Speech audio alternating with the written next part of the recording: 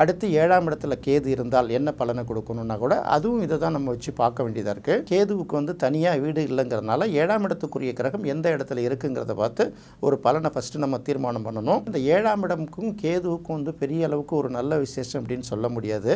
பொதுவாக அது வந்து நமக்கு என்ன நினைக்கிறோமோ அதை விட கொஞ்சம் மாறுபட்ட விஷயங்கள், மன நிறைவு இல்லாத விஷயங்கள் தான் திருமணங்கள் அதிகமாக நடப்பதற்கு வாய்ப்பு இருக்குது. அதே போல் பார்த்திங்கன்னா 7ஆம் இடத்துல கேது இருக்குதுன்னு பார்க்கும்போது நம்மை விட ஏதாவது ஒரு வகையில் நம்மை விட குறைவானவர்கள் தான் நமக்கு வாழ்க்கை துணை வருவாங்க. ஒன்று வசதி குறைவாக இருக்கலாம், செல்வாக்கு குறைவாக இருக்கலாம், அழகில் குறைவாக இருக்கலாம், அறிவாக குறைவாக இருக்கலாம்.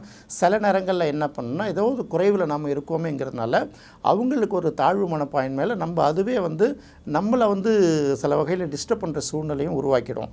அதனால் 7ஆம் இடத்துல கேது இருக்கிறது அவ்வளோ சிறப்பு இல்லை. அதை வேறு ஏதாவது சுபக்கிரகங்கள் பார்த்ததுன்னா இதில் நிறைய மாற்றம் வரும். அதுக்குன்னு 7ஆம் இடத்துல கேது இருக்கிறதுனால அவங்களுக்கு திருமணம் ஆகாதெல்லாம் முடிவு எடுக்கக்கூடாது.